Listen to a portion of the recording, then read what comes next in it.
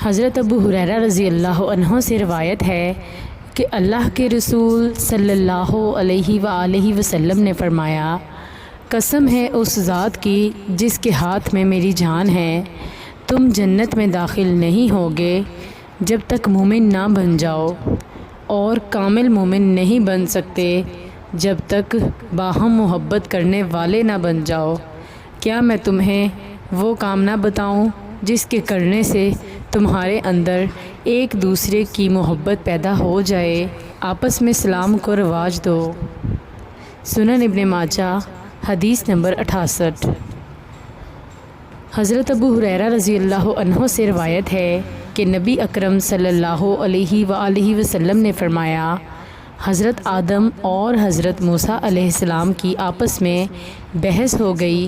حضرت موسیٰ علیہ السلام نے فرمایا، اے آدم، آپ ہمارے والد ہیں، آپ نے ہمیں محرومی کا شکار کر دیا اور گناہ کا ارتکاب کر کے ہمیں جنت سے نکلوا دیا۔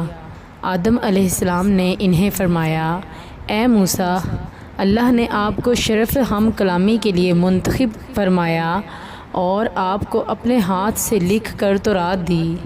کیا آپ مجھے اس بات پر ملامت کرتے ہیں جو اللہ نے مجھے پیدا کرنے سے 40 سال پہلے میری قسمت میں لکھ دی تھی؟ چنانچہ بحث میں آدم علیہ السلام موسیٰ علیہ السلام پر غالب آ گئے۔ آدم علیہ السلام موسیٰ علیہ السلام پر غالب آ گئے۔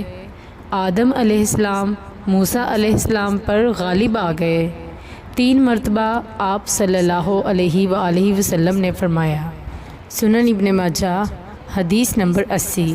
ام المومنین حضرت عائشہ رضی اللہ عنہما سے روایت ہے، انہوں نے فرمایا، رسول اللہ صلی اللہ علیہ وآلہ وسلم کو ایک انصاری لڑکے کی نماز جنازہ ادا کرنے کے لیے بلایا گیا۔ میں نے عرض کیا، اے اللہ کے رسول صلی اللہ علیہ وآلہ وسلم، اس بچے کو مبارک ہو، وہ تو جنت کی ایک چڑیا ہے، اس نے نہ کوئی گناہ کیا اور نہ گناہ کی عمر کو پہنچا۔ آپ صلی اللہ علیہ وآلہ وسلم نے فرمایا، عائشہ، یہ بات نہیں، اللہ تعالیٰ نے جنت کے لیے کچھ افراد پیدا کیے ہیں، انہیں اس کے لیے پیدا کیا جب کہ وہ ابھی اپنے باپوں کی پشتوں میں تھے، اور جہنم کے لیے کچھ افراد پیدا کیے، انہیں اس کے لیے پیدا کیا جب کہ وہ ابھی اپنے باپوں کی پشتوں میں تھے۔